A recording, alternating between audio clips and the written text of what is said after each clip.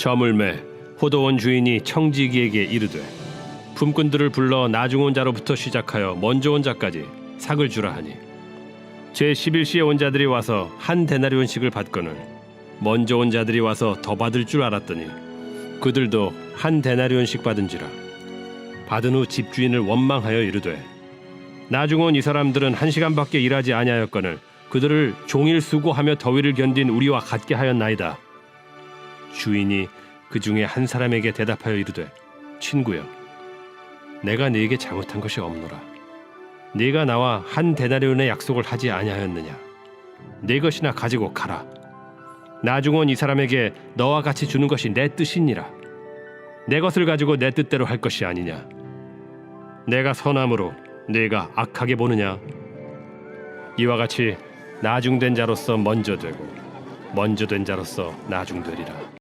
오늘 주시는 이 귀한 말씀이 저와 여러분들이 평생을 예수님 중심의 삶을 살아가는데 이 귀한 말씀이 항상 가르침이 되고 주시는 말씀의 은혜를 통해서 우리가 나 중심이 아니라 철저히 예수 중심으로 삶을 살아가는 데에 이 귀한 말씀이 늘 능력이 되고 은혜가 될 수 있기를 주님의 이름으로 축원합니다.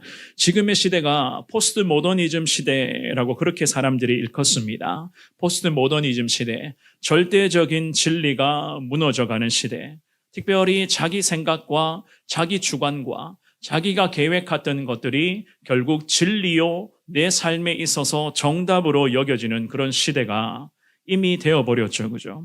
그러한 시대적인 분위기가 우리 가운데도 특별히 그리스도인들 가운데도 굉장히 익숙하게 지금 자리 잡고 가고 있는 것을 우리가 볼 수가 있습니다. 그런데 이러한 개인주의 그리고 극단적 이기주의의 현상이 개인의 삶에서만 나타나는 것이 아니라 이제는 이러한 현상들이 우리 주변의 모습을 잘 들여다보면 특별히 정치하시는 정치 현장이나 여러 가지 사회적인 부분도 잘 들여다보면 극단적 이기주의가 집단의 형태를 이루어 극단적 갈등과 분열의 양상으로 나타나고 있는 것을 우리는 심각하게 걱정하는 모습으로 지켜보고 있습니다.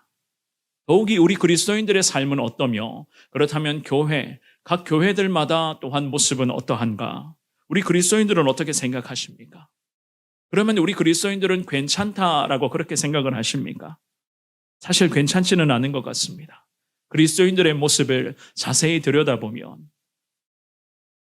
성경적인지 무엇이 성경적이고 무엇이 옳은 것인지 때로는 그리스도인들조차도 제대로 분별하지 못하는 그러한 모습들을 종종 우리는 발견할 수가 있습니다. 이러한 시대 가운데 나타나는 이러한 현상들이 우리 그리스도인들에게도 특별히 각 교회와 교회 안의 여러 공동체들에게도 이러한 현상이 나타나는 이유에 대해서 전문가들은 여러 가지 그런 이야기들을 하곤 합니다만은 목회자로서 제가 이러한 현상들을 봤을 때에 결국 목회자로서 이런 생각을 합니다. 결국 교회 안에서도 우리 그리스도인들의 삶의 현장에서도 이러한 집단 이기주의 형태와 자기밖에 모르는 이러한 모습들이 나타나는 결정적인 이유는 뭔가?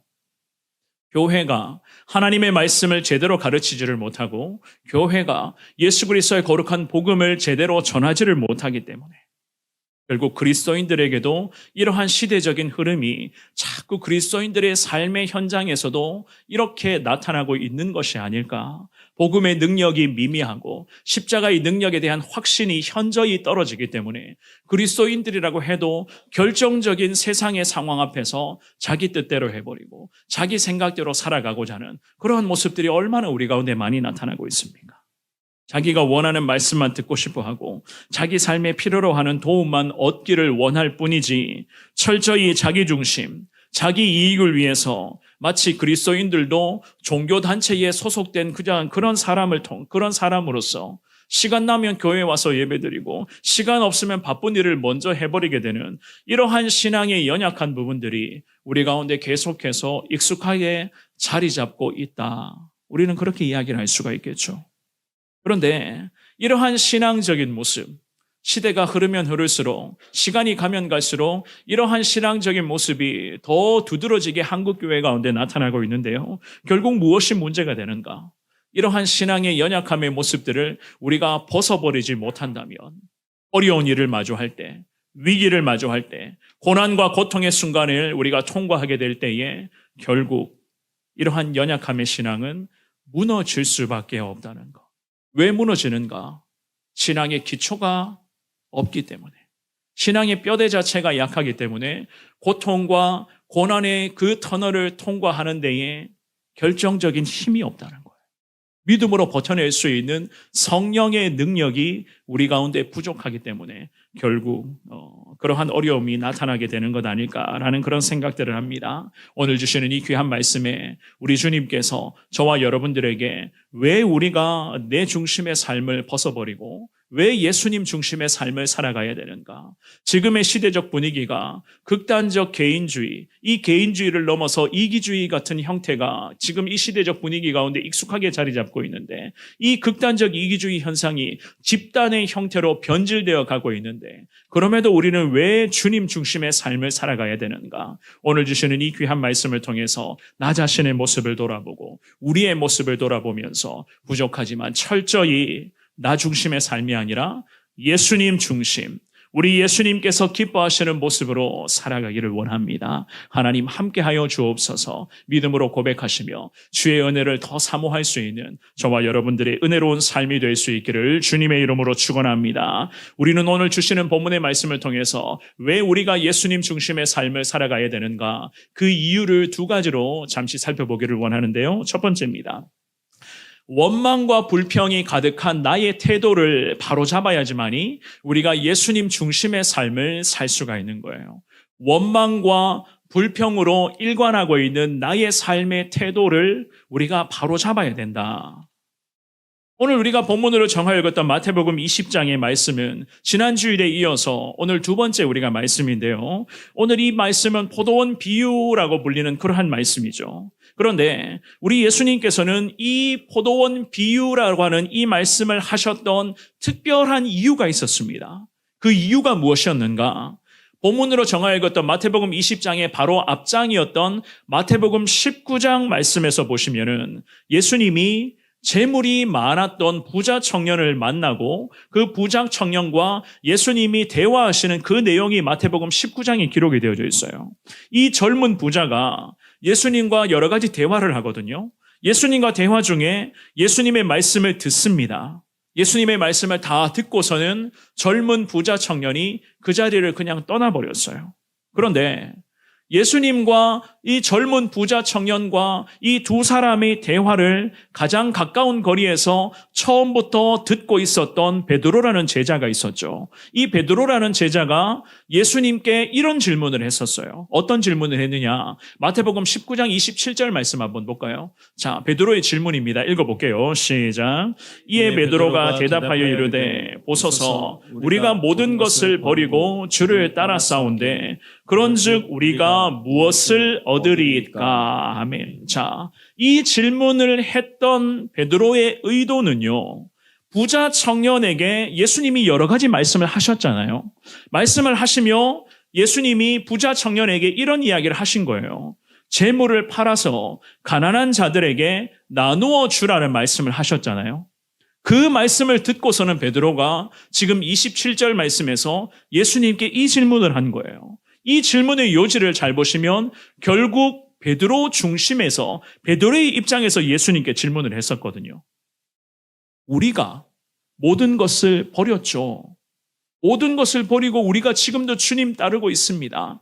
그런데 주님, 우리가 무엇을 얻을 수가 있을까요? 라는 질문을 합니다. 자, 이 베드로의 질문에 예수님의 대답을 한번 읽어보겠습니다. 마태복음 19장 28절에서부터 30절의 말씀. 예수님이 대답하세요. 우리 같이 읽어볼게요. 시작. 예수께서 이르시되 내가 진실로 너희에게 이르노니 세상이 새롭게 되어 인자가 자기 영광의 보좌에 앉을 때에 나를 따르는 너희도 12 보좌에 앉아 이스라엘 12지파를 심판하리라.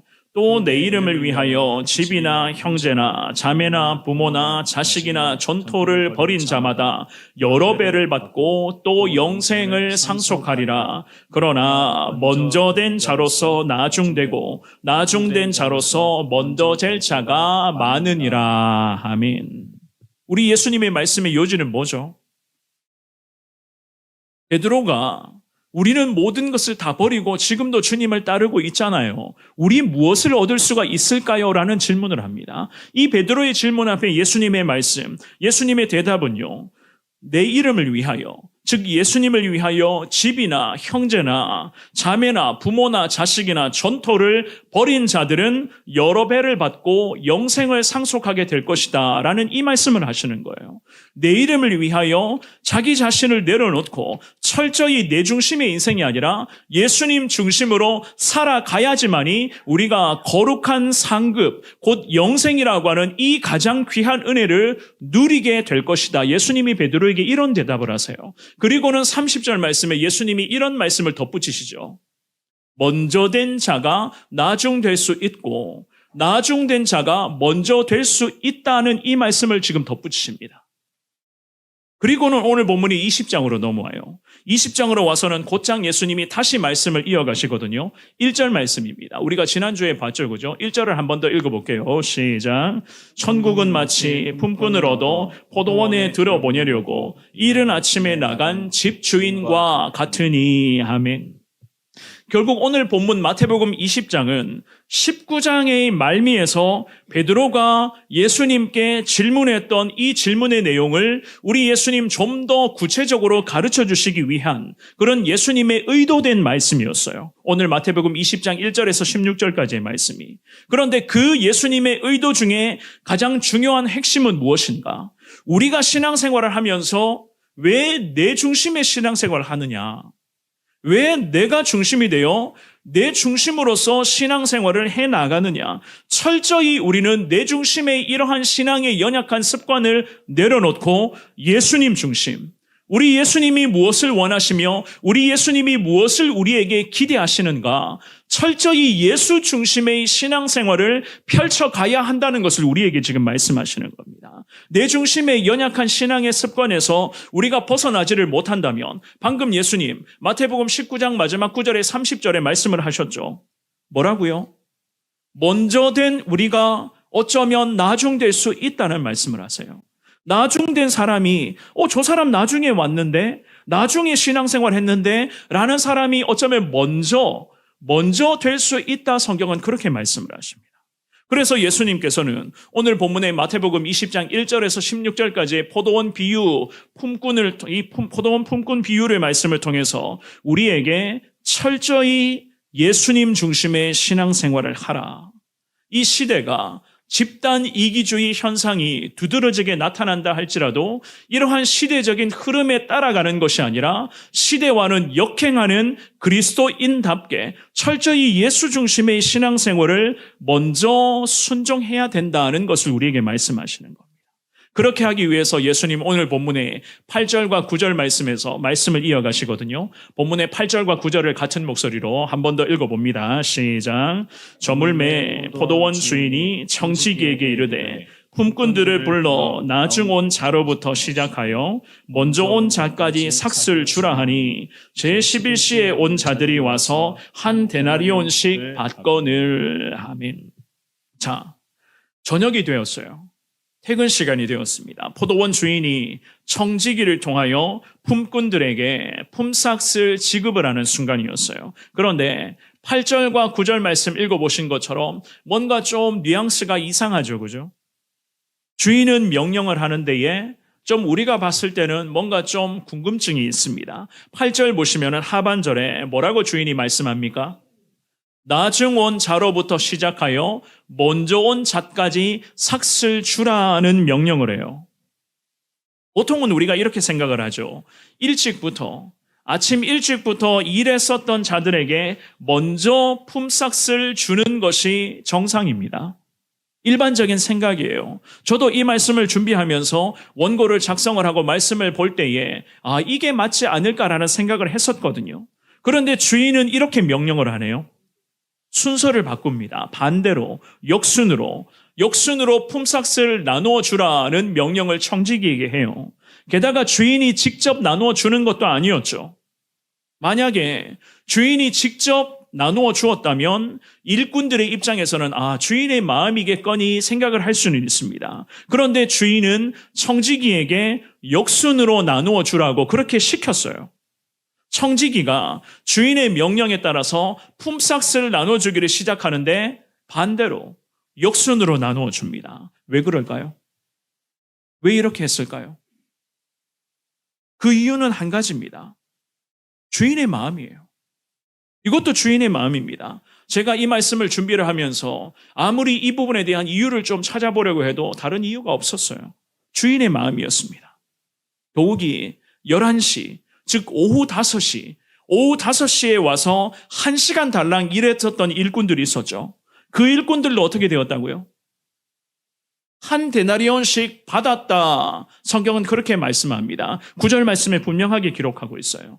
여기까지만 보면 이것도 주인의 의도이니 일꾼들의 입장에서는 그래도 어느 정도는 이해하고 받아들일 수는 있어요. 이것도 주인의 의도이겠거니 주인이 빈둥빈둥거리면서 포도원 담장 밖에서 놀고 있었던 일꾼들이 있었잖아요.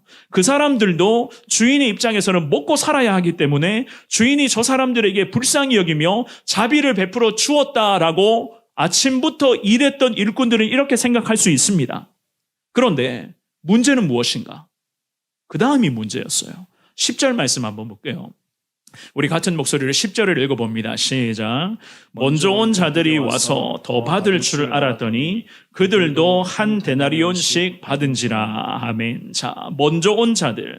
오전 6시부터입니다. 아침부터 하루 종일 일만 했던 자들이 있었어요. 오전 6시부터 오후 6시까지 12시간을 꼽아 포도밭에서 일했거든요. 이 사람들의 마음이 어땠을까요? 이 사람들의 마음이요. 10절 말씀에 기록하고 있죠. 더 받을 줄 알았다고 성경은 그렇게 말씀합니다. 내심 더 줄 거다.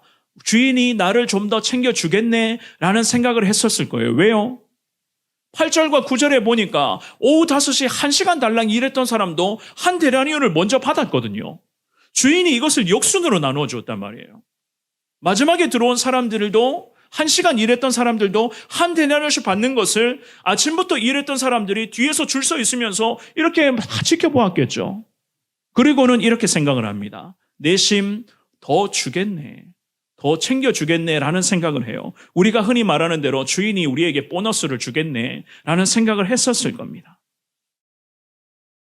그러나 그들 역시나 한 데나리온씩 받았다. 성경 10절은 그렇게 말씀하고 있어요. 난리가 났습니다. 난리가 났어요. 11절, 12절의 말씀. 우리 같은 목소리를 읽어볼까요? 11절, 12절입니다. 시작. 받은 후 집주인을 원망하여 이르되 나중 온 이 사람들은 1시간밖에 일하지 아니하였거늘 그들을 종일 수고하며 더위를 견딘 우리와 같게 하였나이다. 아멘. 자, 일을 많이 한 자기들과 1시간 달랑 일했던 저 사람들과 어떻게 똑같이 취급할 수가 있습니까? 라는 이야기예요. 자신들이 더 많이 수고한 것을 인정해 주지 않고 오히려 나중에 달랑 1시간 일했던 사람들과 우리를 똑같이 대우하는 게 말이 되는 것입니까? 라고 항의를 합니다. 사랑하는 여러분.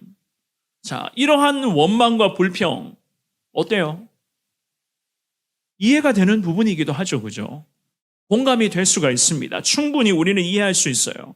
여기서 우리가요, 반드시 깨닫고 넘어가야 될 부분, 우리를 돌아보며 점검해야 될 이유가 있습니다. 무엇인가? 겉으로 보이는 문제, 즉 원망과 불평이 이 사람들에게 생겨났는데 이 원망과 불평이 이 사람의 태도로까지 연결이 되고 있었다는 거예요. 이게 주인 앞에서 심각한 문제가 되고 있었습니다. 이게 문제였어요. 원망과 불평이 쌓일 수는 있어요. 뒤에서부터 줄 서 있으면서 1시간 달랑 일했던 사람들이 한 데나리온씩 받으니까 뒤에서 줄 서 있으면서 내심 기대했겠죠. 우리는 2달란트 주겠네. 주인이 보너스를 챙겨주겠네. 라는 내심 기대를 했는데 정작 받은 돈을 보니까 1시간 일했던 사람들과 똑같은 돈을 받아요. 원망과 불평이 당연히 생기겠죠. 충분히 이해되는 부분입니다. 그런데 문제는 무엇인가? 이 원망과 불평이 겉으로, 즉 태도로까지 연결이 되고 있었던 거예요. 지난 2월이었습니다. 대한민국 축구 국가대표팀이 아시안컵 대회, 축구대회 4강에서 탈락을 했었죠. 패배할 수 있는 게임이 아니었는데 당연히 이길 수 있는 게임이었는데 왜 탈락하고 왜 패배했는가? 그 국가대표팀 안에 그런 선수들 간의 관계 문제와 당시에 그런 감독의 지도력 부재 등등으로 인해서 국가대표팀이 4강 중요한 게임에서 결국 패배했어요.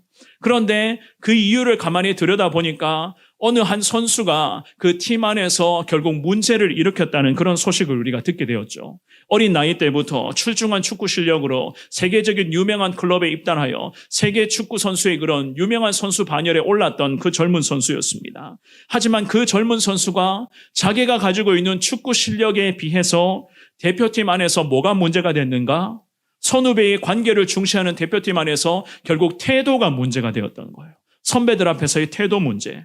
그 태도 문제 때문에 선배들과의 관계 속에서 어려움이 있었고 겸손하지 못했던 그러한 모습 때문에 결국 경기력 자체가 저하가 되어서 그 게임에서 패배하게 됐다는 소식을 우리가 다 알고 있잖아요. 오늘 이 본문의 말씀에서 포도원에서 아침부터 12시간 내내 일했던 일꾼들이 있었어요. 온종일 일만 했던 일꾼들에게 나타났던 문제가 결국 무엇인가? 주인 앞에서의 태도 문제였습니다.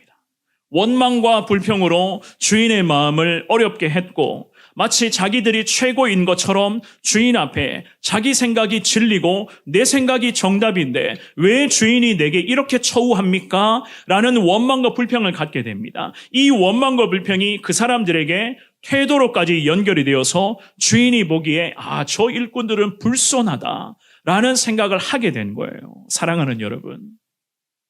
오늘 주시는 이 귀한 말씀을 보면서 저와 여러분들이 늘 유념해야 될 부분이 무엇인가? 우리는 원래부터 주인의 종들에 불과한 자들입니다. 원래부터 우리는 종들이고 원래부터 우리는 하나님, 주인 되신 하나님께 하나님 앞에서의 그런 그저 피조물, 하나님께서 창조하신 피조물에 불과한 연약한 인생이라는 거예요. 그렇기 때문에 우리는 어떻게 해야 됩니까? 주인 앞에 원망과 불평이 생겨나더라도 이 원망과 불평이 주인 앞에서 불선한 태도로 연결되어서는 안 될 뿐더러 우리 마음에 원망과 불평이 생겨나더라도 이것이 주인의 뜻이겠거니 우리가 이렇게 생각을 하며 주인의 뜻이라면 종에 불과한 나이기 때문에 주인 뜻에 내가 철저히 맞추겠습니다. 우리가 이러한 믿음으로 살아가야 되는 것 아니겠습니까? 지금의 시대에 내 생각이 정답이고 내가 가지고 있는 여러 가지 계획이 절대적인 진리라고 여겨지는 포스트 모더니즘 시대, 정말로 중요한 것이 뭐냐? 절대적인 진리는 곧 하나님의 뜻이고 성경 말씀인 것을 깨달을 수 있기를 주의 이름으로 축원합니다. 이 말씀이 누구의 말씀인가? 주인이신 하나님의 말씀인 거예요. 그러면 종들인 우리는 어떻게 하는가? 이 하나님의 말씀이라면 때로는 이해되지 않고 우리의 상식에 어긋나는 부분이 있더라도 하나님의 말씀에 우리의 상식을 일치시켜야 되는 것이고 우리의 생각을 하나님의 말씀에 맞추며 하나님의 말씀이라면 순종하겠습니다.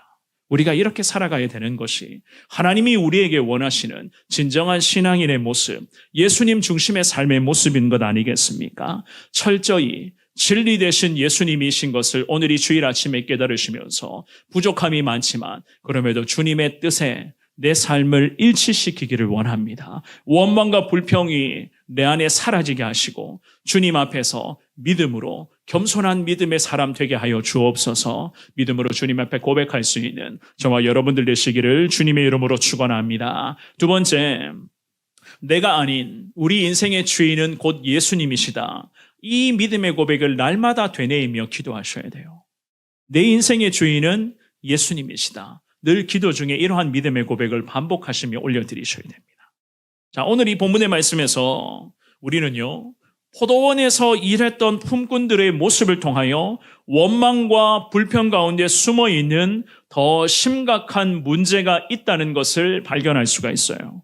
사실 그것이 바로 오늘 본문의 문제의 본질 중에 하나인데요. 그들 스스로가, 즉 품꾼들 스스로가 자기들이 했었던 일들을 직접 평가하고 있었습니다. 우리가 이런 이야기 하죠. 때로는 주객이 바뀐다라는 그런 이야기 하잖아요. 지금 이 품꾼들에게 이러한 현상이 지금 나타나고 있었어요.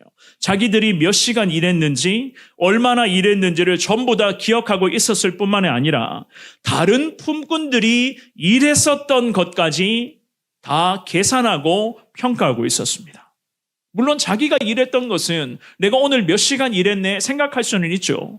그런데 문제는 무엇인가? 나뿐만이 아니라 다른 사람들이 몇 시에 들어왔고 몇 시부터 몇 시까지 몇 시간을 일하고 있었고 심지어는 달랑 1시간을 일했네 라고 생각을 하고 있었던 거예요.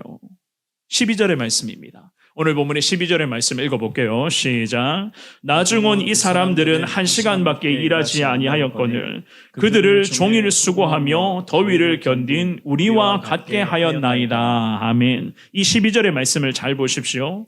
말씀의 흐름을 보시면 종일 수고하여 더위를 견딘 우리라고 그렇게 우리를 일컫고 있어요.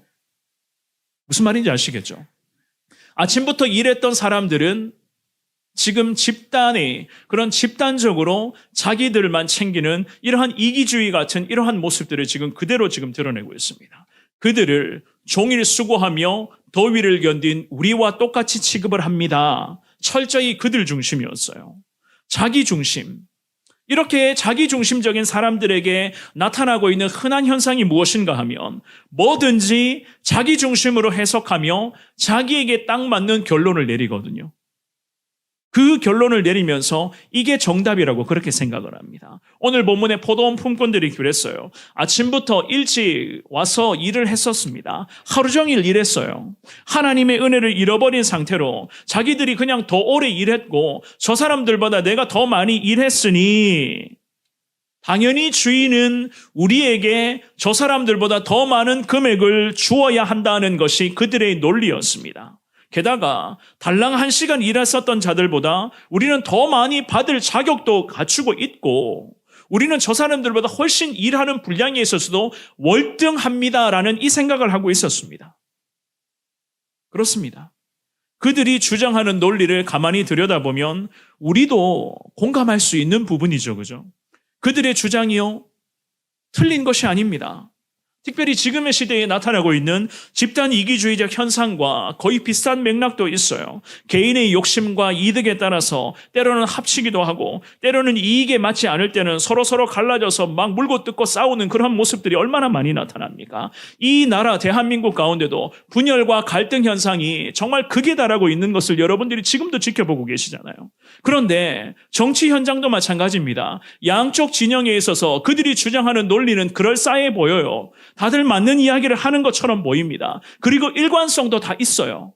그런데 가만히 들여다보면 양쪽 진영 모두가 다 비성경적입니다. 비성경적이에요.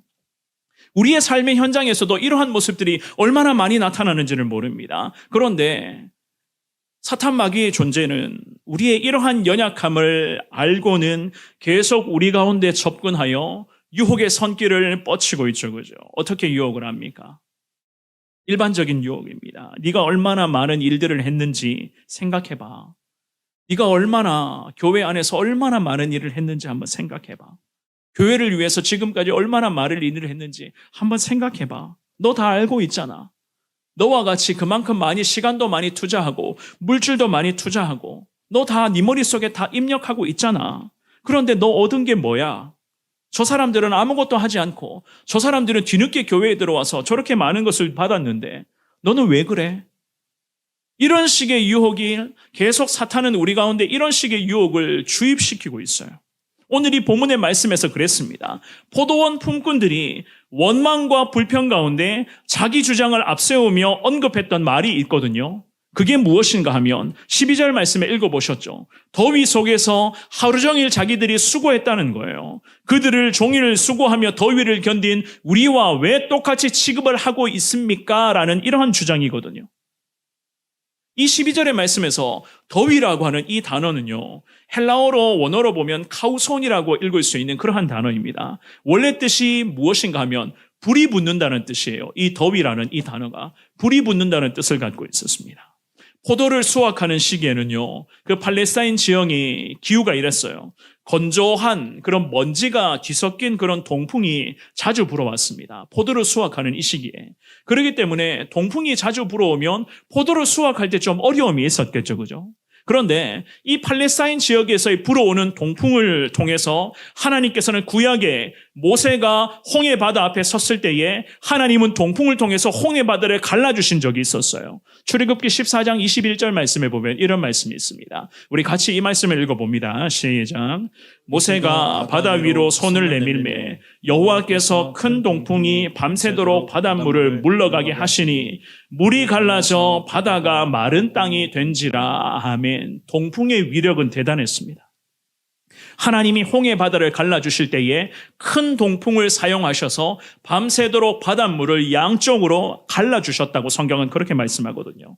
그런데 오늘 이 본문의 말씀에서 더위라고 하는 이 단어 안에 불이 붙는다는 뜻을 있는데, 이때 포도를 수확하는 시기에 이러한 동풍이 자주 불어왔습니다. 동풍이 불으면 어떻게 되겠습니까?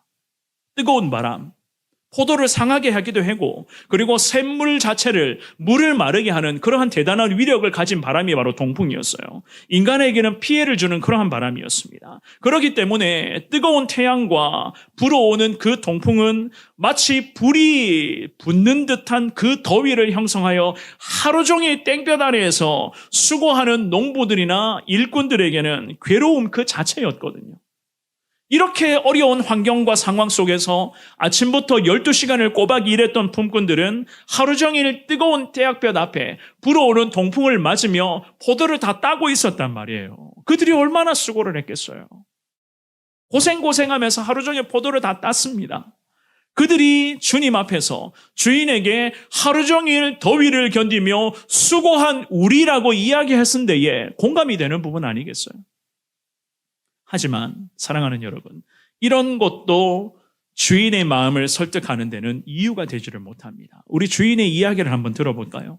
13절에서부터 오늘 본문의 15절까지의 말씀을 읽어봅니다. 마태복음 20장 13절에서부터 15절까지의 말씀이 있습니다. 시작. 주인이 중에 한 사람에게 대답하여 이르되 친구여 내가 내게 잘못한 것이 없노라. 내가 나와 한 데나리온의 약속을 하지 아니하였느냐. 내 것이나 가지고 가라. 나중 온 이 사람에게 너와 같이 주는 것이 내 뜻이니라. 내 것을 가지고 내 뜻대로 할 것이 아니냐. 내가 선함으로 내가 악하게 보느냐. 아멘. 주인은 온유한 듯 하면서도 강직한 말씀을 하고 있어요. 강직하게 말씀합니다. 내가 네게 잘못한 것이 없다. 네가 나와 애초부터 한 데나리온의 약속을 하지 않았느냐. 13절에 그렇게 말씀을 해요. 주인은 잘못한 것이 없다. 문제될 만한 것이 없다는 거예요. 법적으로 하자가 될 부분이 하나도 없다는 이야기입니다. 왜 그럴까요? 주인은 그들과 약속했거든요. 어떤 약속이요? 한 데나리온을 주겠다는 약속을 합니다. 원망과 불평을 가질 필요가 없다는 이야기예요. 주인은 처음에 온 자들이나 나중에 온 자들에게 차별이 없이 그저 똑같이 대우를 하는 거예요. 게다가 이것이 자기 뜻이라고 주인의 마음이라고 분명히 말씀을 통해서 우리에게 이야기를 합니다. 문제될 것이 하나도 없다는 이야기거든요. 사랑하는 여러분, 내가 내 인생의 주인이 아니라 왜 하나님이 우리의 인생의 주인이 되셔야 하는가? 여러분들의 생각은 어떻습니까? 이 말씀을 보시면서 여러분들은 어떤 생각을 하세요? 왜 하나님이 우리의 인생의 주인이 되셔야 됩니까? 오늘 이 본문의 말씀에서 포도원의 일꾼들에게 주인, 즉 주님께서 약속하신 말씀을 잘 살펴보면 우리는 분명히 주님의 마음을 헤아릴 수가 있습니다. 포도원 일꾼들 중에서 아침부터 12시간 내내 일했던 일꾼들은요, 하루에 한 데나리온을 받기로 약속을 하고 포도밭에 들어왔어요. 그런데 다른 일꾼들에게는 주인이 뭐라고 말씀을 하죠? 포도원에 일하면 상당하게 주겠다라고 하는 약속을 했거든요. 4절의 말씀. 지난 주일에 우리가 한번 살펴보았죠. 그죠? 4절을 한 번 더 읽어볼까요? 자, 시작. 그들에게 이르되 너희도 포도원에 들어가라. 내가 너희에게 상당하게 주리라 하니 그들이 가고. 아멘. 자, 상당하게 주겠다 주인이 약속을 해요. 그런데 늦게 들어온 품꾼들은 예상보다 더 많은 금액을 받게 되었고, 아침부터 12시간 내내 일했던 품꾼들은 약속대로 한 데나리온을 받았습니다. 문제가 될 만한 부분은 하나도 없어요. 더욱이 이런 상황에서 주인은 뭐라고 말씀을 하죠? 본문의 14절과 15절을 한 번만 더 읽어볼까요? 14절과 15절 주인의 말씀입니다. 시작. 내 것이나 가지고 가라. 나중 온 이 사람에게 너와 같이 주는 것이 내 뜻이니라. 내 것을 가지고 내 뜻대로 할 것이 아니냐. 내가 선함으로 네가 악하게 보느냐. 아멘. 주인이 분명한 말씀을 합니다. 이 사람에게 14절 말씀, 너와 같이 주는 것이 무엇이라고 말씀하시죠? 내 뜻이라고 말씀을 하세요. 하나님의 뜻이라는 겁니다. 하나님의 뜻.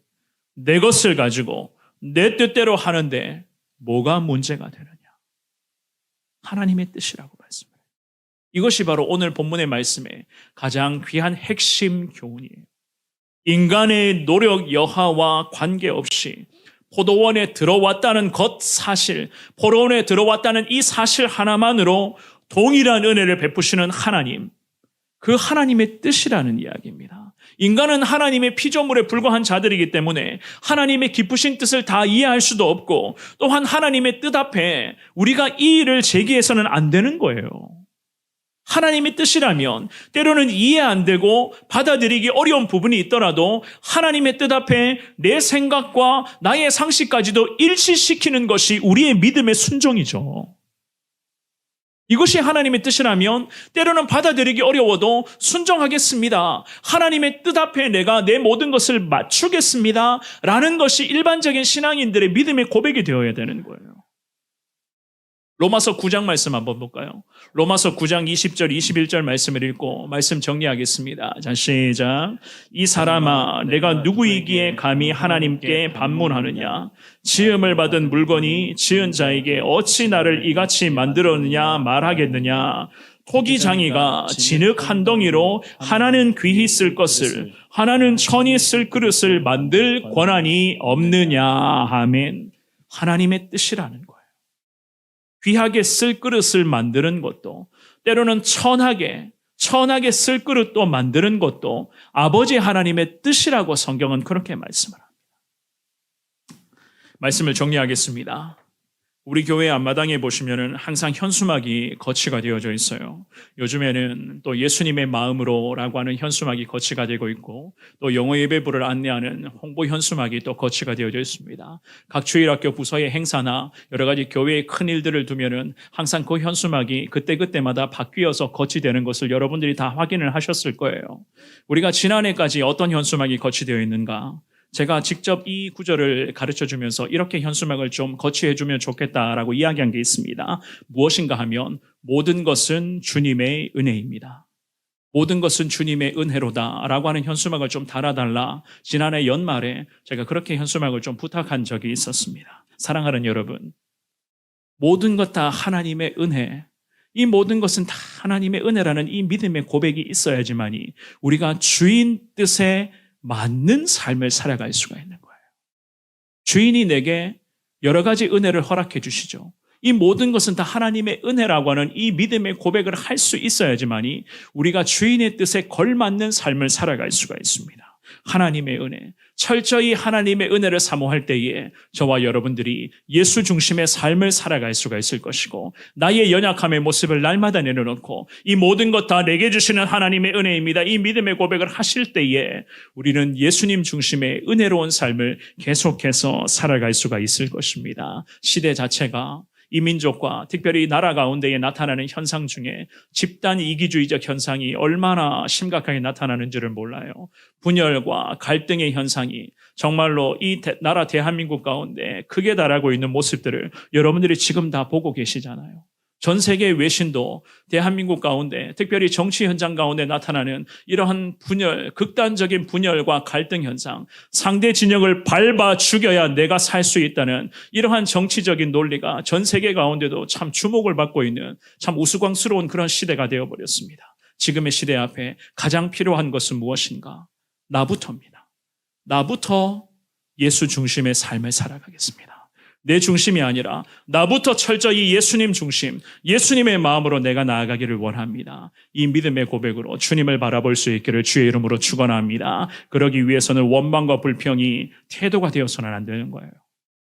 원망과 불평이 태도로 나타나서 이 태도 문제가 결국 주인의 마음을 거슬리게 하면 안 되는 겁니다. 이 모든 것 다 하나님의 은혜입니다.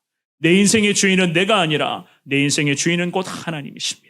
오늘도 내게 베풀어 주시는 이 하나님의 거룩한 은혜 앞에 내가 감사하며 철저히 주님 중심의 인생으로 살아가기를 원합니다. 주님 앞에 믿음으로 고백하시며 늘 하나님의 은혜를 사모하며 평생을 주님 뜻에 늘 순종으로 살아갈 수 있는 우리 사랑하는 성원교회 믿음의 성도님들 다 될 수 있기를 주님의 이름으로 축원합니다.